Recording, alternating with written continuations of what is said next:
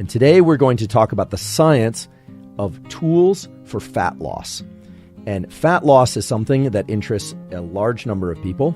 Many people want to lose fat. Many people are athletes who need to lose fat. And in general, we know that having body fat percentages that are too high is unhealthy for us. And most people struggle to lose fat. And so here's the rule or the protocol that I extracted from that literature.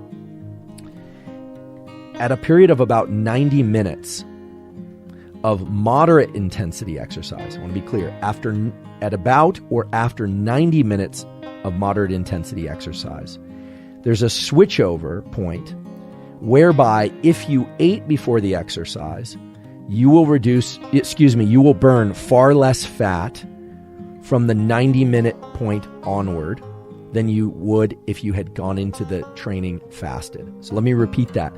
If it's moderate intensity, so-called zone 2 cardio type exercise, at the 90-minute point, if you happen to have eaten before the exercise within 1 to 3 hours prior to the exercise, then you reduce the amount of fat that you will burn from 90 minutes onward.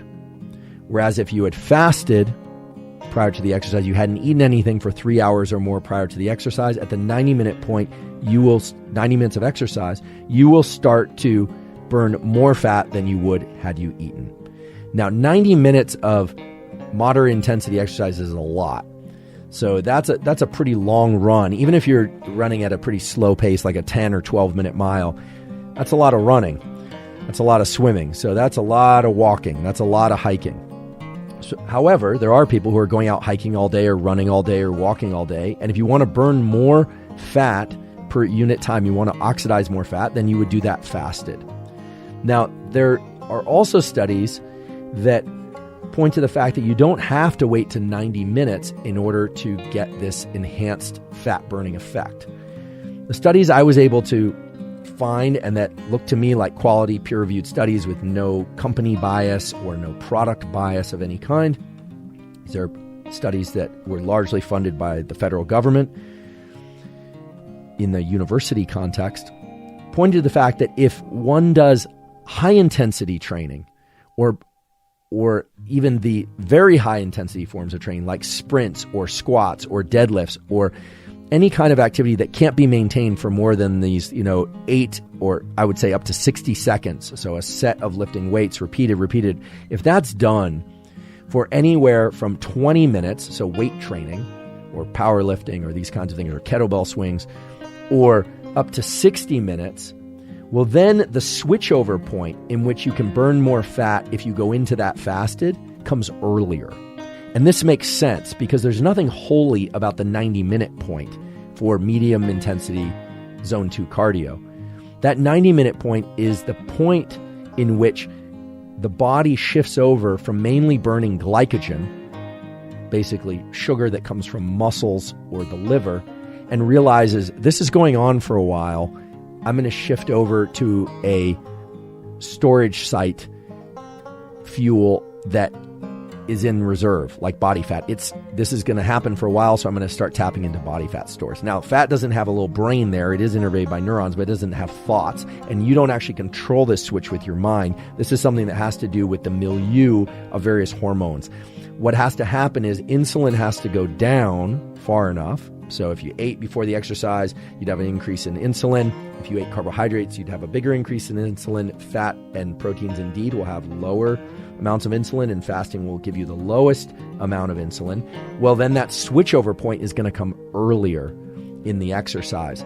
And if you think about it, if you were to do something high intensity for 20, 30, 40 minutes, so maybe lift weights and then get into zone 2 cardio, if you were fasted, the literature says that you're going to burn more body fat per unit time than if you had eaten before or during the exercise. So what does this mean? This means if you want to burn more body fat, if it's in your protocols and have been approved to do this safely, exercise intensely for 20 to 60 minutes. The higher the intensity, obviously, the shorter that bout is going to be, and then move over into zone 2 cardio. And if you do that fasted, or the medium intensity cardio, I should say, and if you do that fasted, then indeed you will burn a higher percentage of body fat.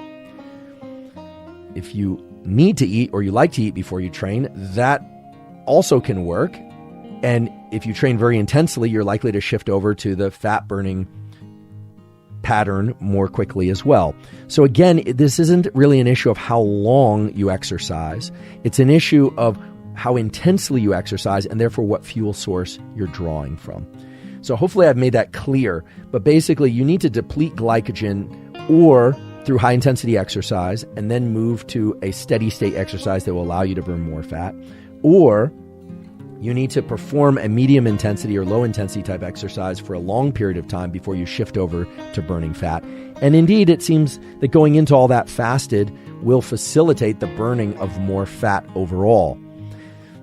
But if you can't even get to the exercise, if you're somebody who just can't do the training at all, you're unwilling to or you're incapable of training unless you eat something, then obviously eating something makes the most sense. And what you eat prior to exercise, that's a whole other biz that people argue about and fight about, whether or not you should go into it with low carbohydrates or higher carbohydrates, all of that.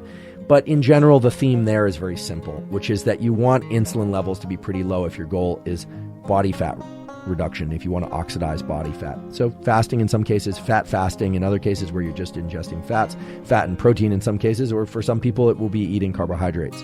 I'm not here to dictate a particular nutrition regimen. That's just how the hormone balance of these things and fat oxidation works.